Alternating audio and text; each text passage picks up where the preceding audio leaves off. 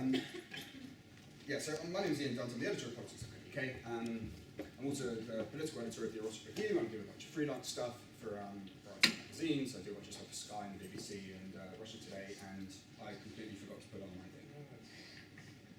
Good stuff. Thank you very much. So one of the things I do, obviously, is I spend a lot of my time online. And what I'm about to talk about is really like a very strong argument for maximising the amount of free speech that we have online. I actually come at this from quite a strange perspective, and what I'm going to try and convince you of today is that most of the things that we consider that being online has done to our political culture is false, and that actually, instead of bringing us all together and opening up the space in which we all talk to each other, it's actually trying to separate us apart. And the way that that's happening is through excessive choice. It's a choice that I like, but that choice is nevertheless having an effect on all of us, so that we start to cocoon ourselves away in groups who share the same prejudices as us, who share the same language as us, and we're increasingly baffled by other ideas, by other points of view. And that this process has made us actually quite censorious and quite authoritarian, and that as a society we need to pay careful attention to the way that we go down this road. I'm going to try and show this. Well, I'm going to try and start with Heisenberg, really, in 1927, and then see if I can end with a Twitter storm over Daily, or whatever that diving kit is called, and just see if we sort of get to the right place by the end of it. Or see if I've convinced you at all. It's quite possible that I won't have. So in 1927, Werner Heisenberg came up with something called the uncertainty principle. What is a Heisenberg?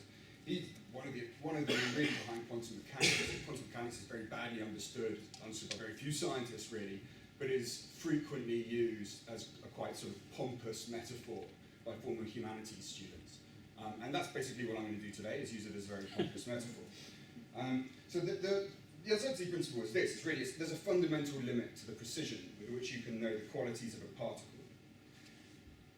That actually had a lot of impact. It said that we didn't have any certain knowledge over even the most basic physical structures. Even in that, we lived in doubt. And Jacob Bronowski, who wrote, I think, probably the most beautiful book about science, called The Ascent of Man, about half a century later said the following thing, and I'm going to quote this at length because it's very, very pretty. The principle of uncertainty is a bad name. In science or outside of it, we are not uncertain. Our knowledge is merely confined within a certain tolerance. We should call it the principle of tolerance. First, in the engineering sense, science has progressed step by step, the most successful enterprise in the ascent of man, because it is understood that the exchange of information between man and nature and man can only take place within a certain tolerance. But I also use the word passionately about the real world. All knowledge, all information between human beings can only be exchanged within a play of tolerance, and that whether it's in science, or in literature, or in religion, or in politics, or in any form of thought that aspires to dogma.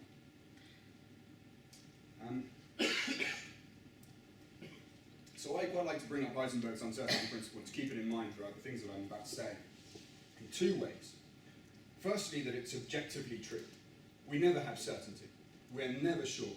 It's one of the main reasons that we need to subject all of our beliefs to scrutiny, to adversarial conflict, ultimately, which is really what you see when you see stuff like Jeremy Paxman. You see, if you see a cross-examination in court, these are all elements of the same idea, that we take a theory and we subject it to scrutiny. That is the scientific method. That's what the West has looked at ideas and politics as for about 200 years, and it's our closest chance to get to truth. But I also want to talk about Heisenberg's uncertainty principle because it highlights something very weird in human history, and that's the way that technology can often do the exact opposite of what you expect it to do. So Heisenberg came up with this in 1927, demonstrating the fundamental lack of certainty in the world. And at the same time, there rose in Russia, the communism, and in Germany, under Nazism, systems of monstrous certainty, systems that were based on a frenzy of certainty. It's a very weird irony that those two things happened at the same time. But this happens all the time. I mean, it happened in modern forestry. If you look at sort of in the 1800s in Germany, when it was suddenly decided, instead of having mixed forests, why don't we just get, usually it was Norway spruce or Scotch pine, and set them, just one type of tree, along a row, enough space so that people could inspect them, could fell them properly, so that you could maximise the amount of money that you made. And for a while we thought suddenly this was a very logical way of doing things, much better than the old sort of pre-industrial revolution way. And in fact for the first sort of 50 years or so it seemed that way, but actually it was just making good use of the soil content that existed in mixed forests. In fact, when you go for industrial forestry, one of the things that happened to us instantly was that diseases, which could strike one type of tree, would kill your forest death. And that because they're all of the same age, when there were storms, they would all get sucked up in one go. You wouldn't have older trees that lasted. So where we thought that we could create much more bountiful goods using reason and technology, in fact, we often killed off and ended up in a worse position than we were in the first place. I think you saw the same thing in the face of globalization, where suddenly this sort of homogeneity of commodities and of culture, instead of bringing everyone to think in the same way and have a similar ideas to each other, actually drove people to seek refuge in sort of regional identities and religious identities and tribal identities. So you often find this quite counterintuitive thing taking place. Charlie Chaplin described it really quite beautifully. He said, "We have developed speed, but we have shut ourselves in. Machinery that gives abundance has left us in want." Now my idea is that this is happening right now with the internet. And whereas we see evidence all the time that it's bringing us closer together, actually one of the things that the internet is doing is creating atomized units that are losing the ability to communicate in each other's language.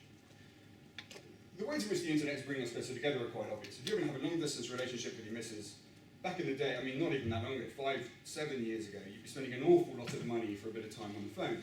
Now you spend no money and you get to have, video time on Skype. If you happen to you want to bring back old TV programs from when you were a kid, from children's BBC, you can go on Kickstarter. People who feel the same way might all chip in and share the same interests and try and make it happen. It's also true that for activists, the internet has been a quite remarkable thing, really. So if you take UK Uncut, that went from a conversation down the pub with a handful of people to an incredibly potent political force in a matter of days. And obviously that relied on the internet.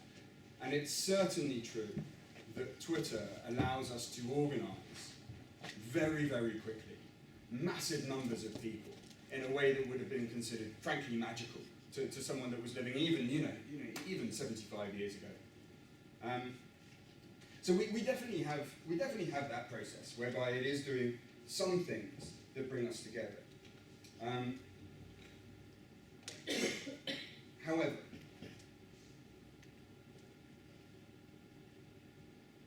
there is another side to the internet, which is that it gives you an extraordinary amount of choice.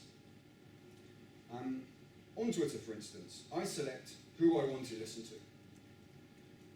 That's in terms of subject matter and in terms of opinion as well. These two things. On Facebook, of course, I have to follow my uncle, unfortunately. But there's a thing where on the wall, as it comes up, I can click on the right and I can select an option that says I don't want to hear about him again. I don't want to hear what he has to say again. I still am friends with him. He won't know that I don't want to hear him. But nevertheless, I can switch him off. That's something weird and that's different for us. Because as humans, we never had this much choice to just stop listening to things we don't like. It's you always had Christmas and you'd have to go and listen to your uncle's, terrible jokes about immigrants or whatever, or some cousin who wears hemp all the time and wants to talk about how we should legalise pot or whatever. You still have to come across the boredom of meeting people who you may or may not agree with. However, in our day-to-day lives, we now have much more freedom to shut ourselves off than we did before. So, take the news on the TV. The reason that we regulate news on TV much more stringently than we do newspapers is because you haven't made a tacit acceptance of the product, of basically being propagandized to. You sit there, a report comes on, another report comes on, shock horror. You may even find yourself sympathizing with an illegal immigrant or someone gaining benefits, because something has been put there which may or may not challenge your prejudices. Now, I think the same thing is actually true with proper old physical newspapers.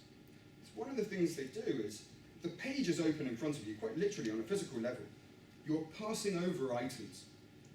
And we have a very good idea of what we're interested in. Like you'll find that during the last American election, if you're interested in it, you would be reading an article in a paper about Obama or Romney, almost because the key word hits your head and you know this is a subject that you're interested in, you zoom into it. There's also words, things, stuff that you're not interested in. For instance, I'm not really interested in the environment. I mean, I'm not, I don't want to drill baby drill or anything like that, I just don't really care. I avoid environmental stories constantly. I just have no interest. That's much harder to do when a newspaper's in front of you. Very occasionally you'll come across things, you'll suddenly find yourself reading something. It might just be a story, but a story is how we develop sympathies and ideas. Or it might be a comment piece and an opinion, something that you disagree with. We've lost most of that with the advent of the internet. Now this has always been in us, and we've always wanted to escape opinions that we don't like. Humans hate coming across other opinions. So you take the Daily Mail or the Guardian, which are the two newspaper brands that have succeeded best in the online world. The Daily Mail is currently the most successful news website in the world, the Guardian's number 3. Both of those newspapers present a personality, a home, a consistency of character that other newspapers struggle to achieve. The Mail, I mean, look, before I start saying good things about the Mail, just for what it's worth, I'm sort of, economically left-wing, socially liberal. So it's about as far away from anything that I believe in, as it's possible to get. And I also like to think that I'm quite optimistic, and that I quite like the country, and that I just mentally don't want to start my day by reading something that just screams, my God, isn't it awful? In fact, there's that, the New York Times sort of quite pithy definition of the Daily Mail's editorial line was, what fresh hell is this? So it's pretty far away from what I like. But I think as a journalist, you admire the consistency of the message that Paul Dacre delivers, that every piece corresponds to a very particular worldview. The worldview, in my opinion, is, family is good, new things are bad, look inwards, basically, it is really what it is. But nevertheless, I think it's extremely well expressed throughout.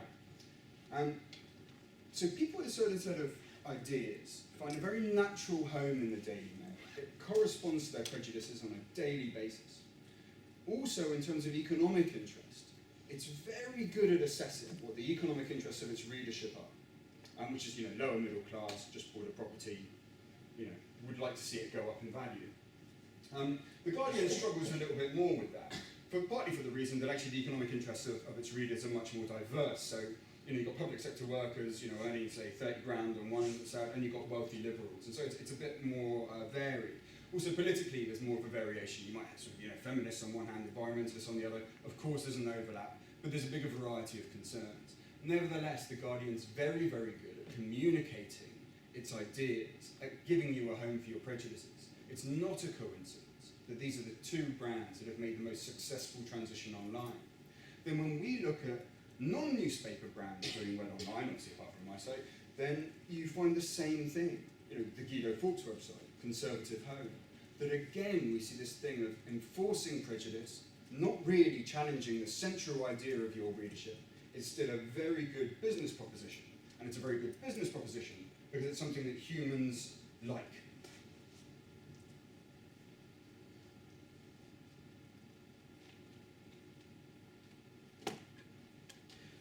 And something happens to us when we start constantly just surrounding ourselves with one kind of rhetoric, with people with one kind of idea. And you can see this everywhere. So one of the marks of dictatorship is it starts using, when it really loses contact with the public, it uses language that only relates to itself and starts forming policy for a world that doesn't exist outside of the walls of the parliament or the palace or whatever it is the democracy uses, the dictatorship uses.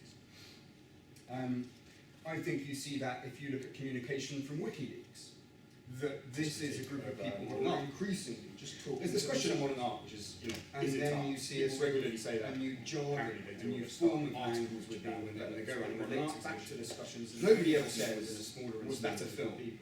Or was that a novel? I think you see it in individuals. Nobody ever questions, the medium, it's interesting phenomenon of Hollywood actors. And that's very interesting. Why is that happening with modern art and not with other artists around them? And I think the Marxist dancer years trafficking is just suddenly following the money, which was almost entirely self-created. And in this case, what I would say is that this is one of the things that happens when you start work of art itself. Another good example of that that's very interesting for take the manuscript of a Enid Blyton novel or the original recording of a Beatles song.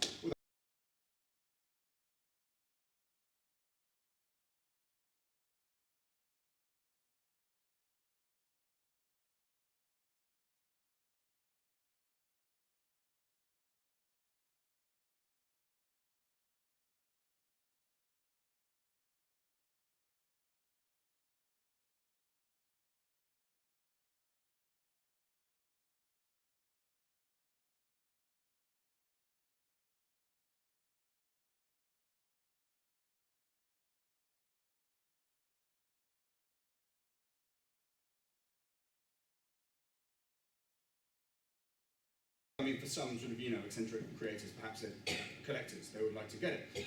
Generally speaking, the actual work of art has a much higher value than it does for corresponding mediums. So you've got a very small group of people who are going to be highly influential in this culture. Rich people who are interested in buying art. Just the overlap there. These people wield an extraordinary amount of intellectual influence within modern art because of the economies of it. And therefore you see in a smaller and smaller group of people a set of ideas bouncing around which become more and more alien to the public at large. And that's the reason I think you see it with modern art. Now, in modern art, it's kind of passively interesting if that's taking place. When this happens in politics, it's potentially an extremely, extremely dangerous situation.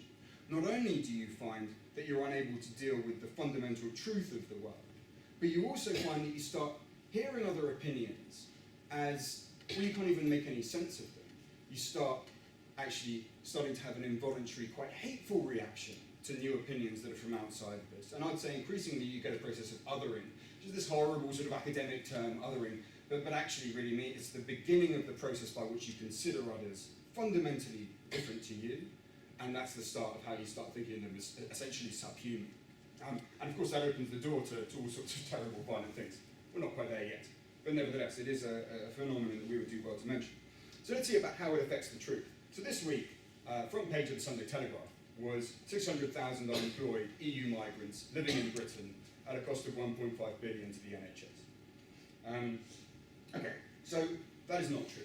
That is a falsehood. It's just a lie. It's just a straight up lie. So the figure, which was done by the EU Commission, actually includes pensioners, carers, spouses, partners, students, and any school children over the age of 15.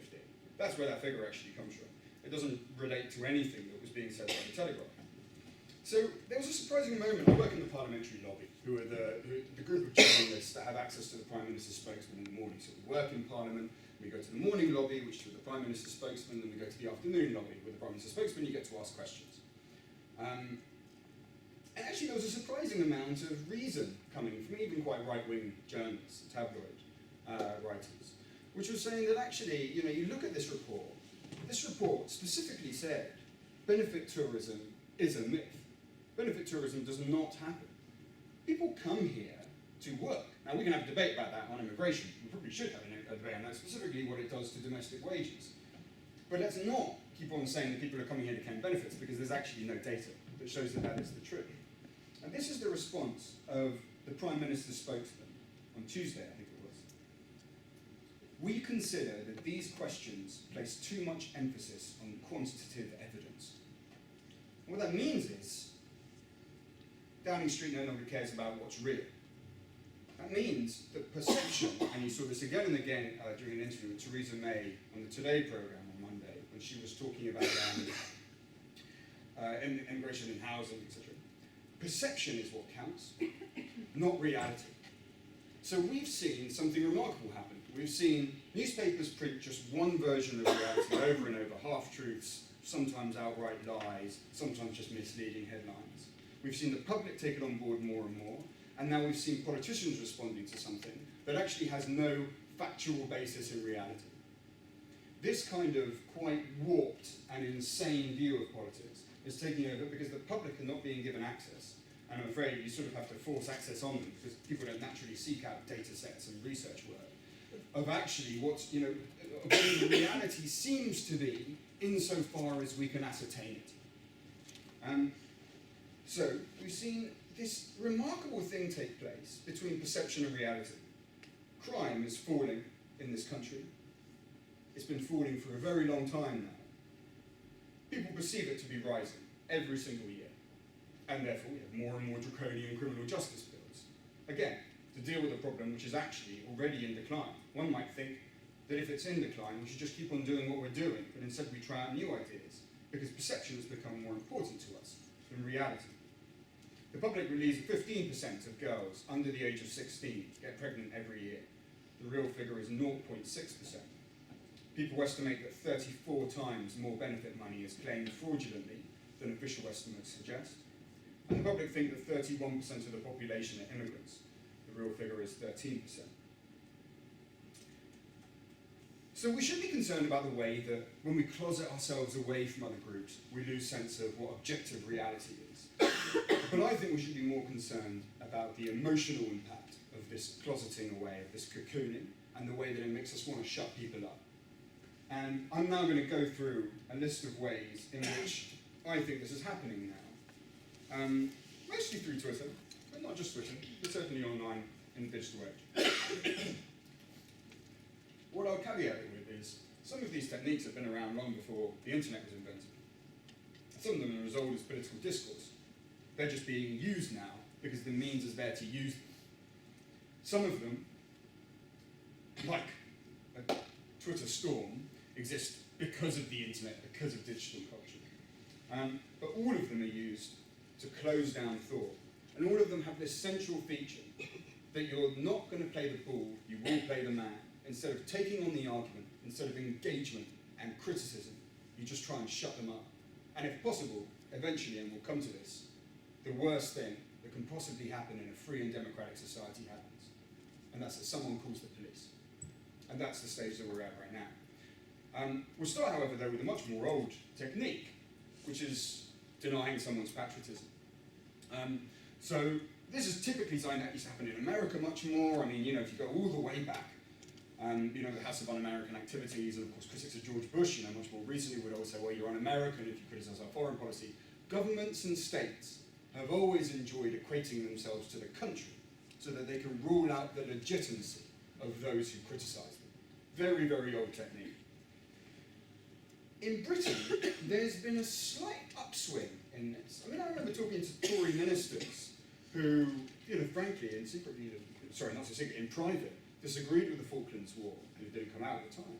They said, no matter what happened, the thing that made me proud to be British was no one ever said, you're anti-British, or you're un-British for holding this position. And this, I was very young at the time, I think I may have been an embryo, but this was at a time of very rabid patriotism and very strong feelings that, Britain was doing the right thing. So rabid, in fact, that it made the nation fall in love with Margaret Thatcher, something that was considered unthinkable until that time.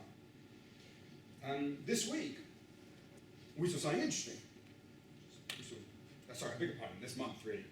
We saw the Daily Mail go on the wrong side of something. It doesn't usually slip up that way, with Ed Miliband's dad. Ed Miliband's dad, Ralph Miliband, quite an interesting academic, better than most Marxist academics, well, more readable anyway. And he was accused by the Daily Mail of not loving his country, etc., because of a diary entry he wrote when he was 17 years old. The public actually hit out against that. However, the week afterwards, just before the head of MI5 does a speech berating The Guardian for publishing details of the prison system and the UK surveillance system on our emails and social media activity,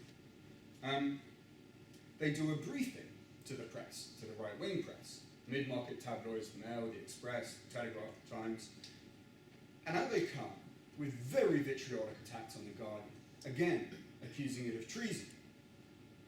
Now, of course, you can make the argument that you are acting against British interests, but quite specifically, this relates back to an old attack, which is that you're not patriotic enough when you exert criticism. Now, this has been getting worse and worse recently. It wasn't that long ago, Liam Fox, back when he was Defence Secretary, before he was taking representatives of other countries' interests into sensitive, high-level meetings on a world stage, actually called a computer game un-British for showing Taliban fighters. It's a first-person shooter.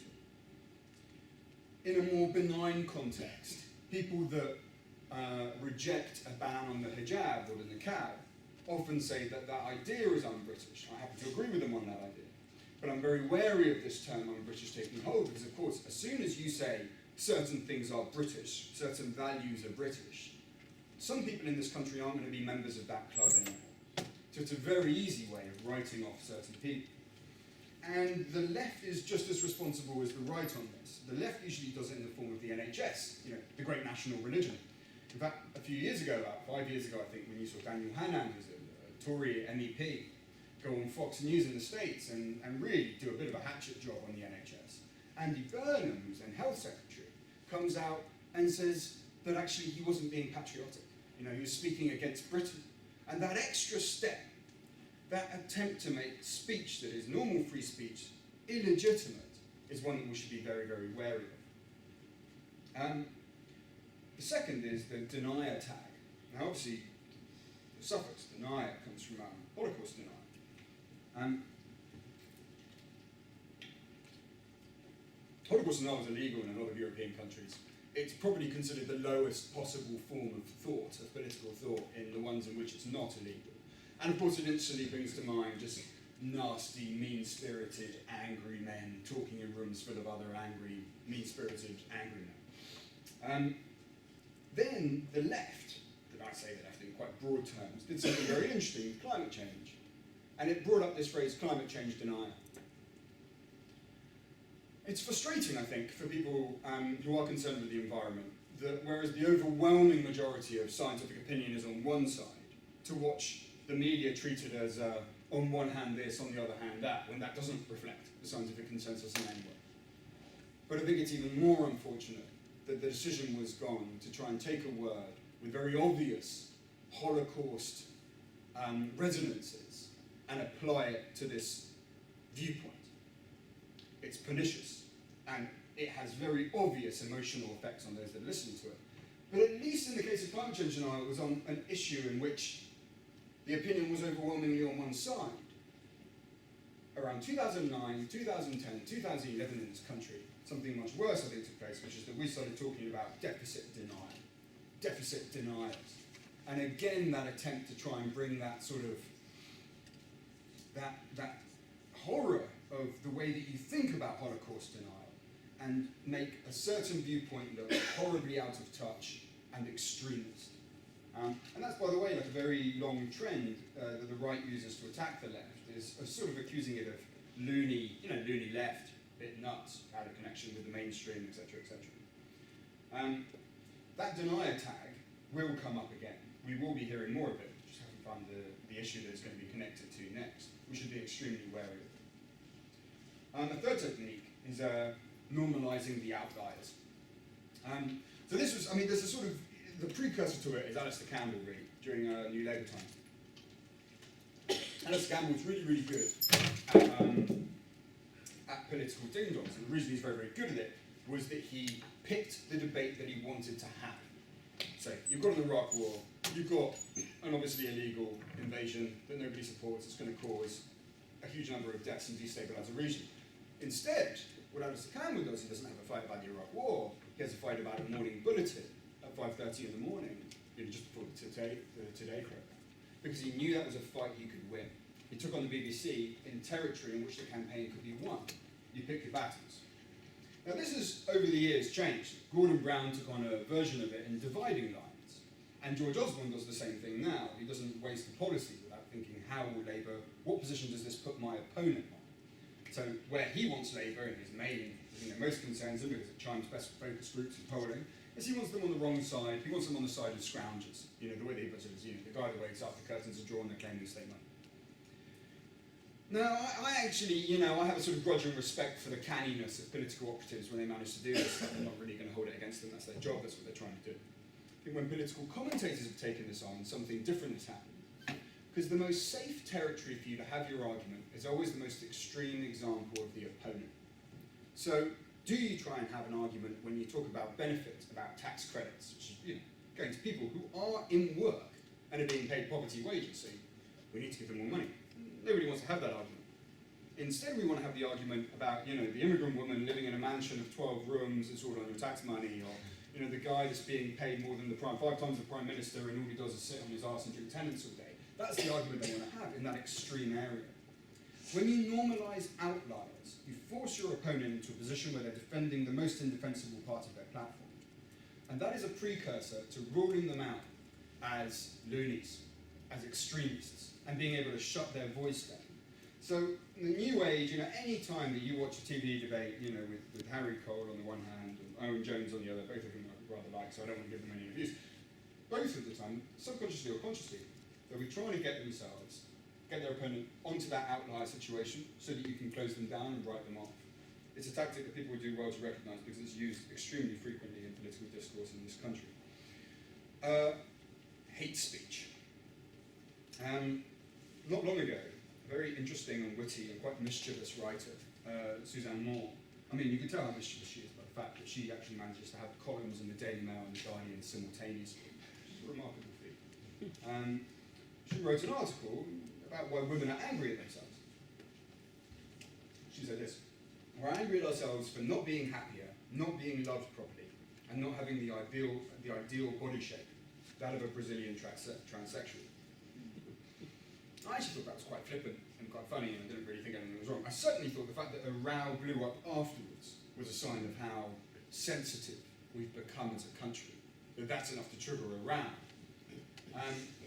Then something else happened. Julie Burchill, who's not very interesting, not very mischievous, stepped in to support her friend. Julie Burchill was a columnist, helped start up the NME, used to be quite good, unfortunately is no longer. And she basically wrote a hatchet job on transsexuals. That's what she wrote a very vitriolic piece.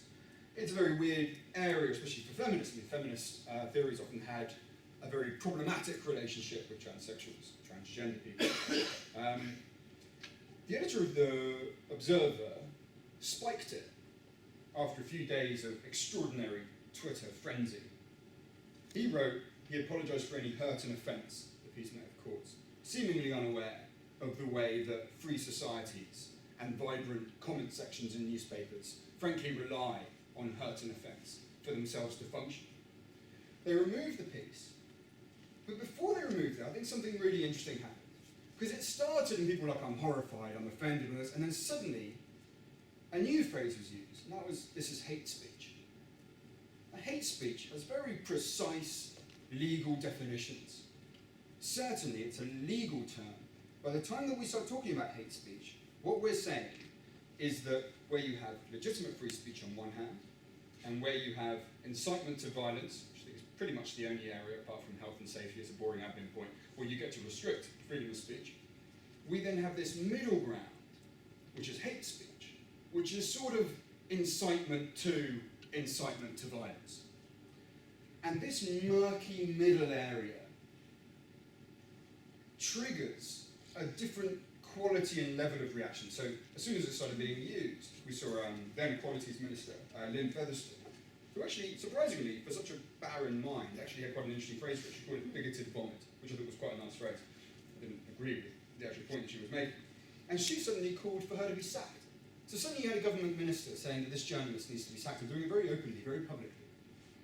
I believe that kind of behaviour is a trigger in the word hate speech that puts it into a legal world when it's being talked about. And by the way, just as a side point, I stand by hate. I don't think hate is in and of itself a problematic political concept. Hate encourages people to deal with injustice, to help the vulnerable, to maybe even look for their community. Humans are naturally tribal. It's one of the bases that we're talking about. And hatred will form a part of political discourse. It is not necessarily problematic that it does. The point that it becomes problematic is when it goes into violence, and then quite obviously, or incitement to violence. Quite obviously, I think the arguments against allowing free speech in that context, very, very obvious. Feminism, or rather the section of feminism that is currently called radical feminism, also has quite a problematic and increasingly authoritarian and censorious attitude towards free speech. Two big campaigns right now, on two ends of the sort of pornography spectrum. So on the very hard, ugly end, rape porn. This has been a campaign that's lasted for it was over the summer, I'd say for the last sort of 3 months, 2 months or so. Prime Minister has now said he's going to make rape porn illegal. Now, rape porn is not a particularly lovely thing to consider exists in this society. However, it is activity between two consenting adults.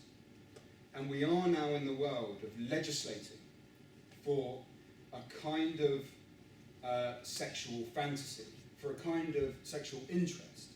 It's a very strange world that we've been put into. But I don't really want to talk about the rights and wrongs of that. Before we do that, move on to the other side, lads. This week there was a meeting in Parliament. Caroline Lucas is leading it for MPs.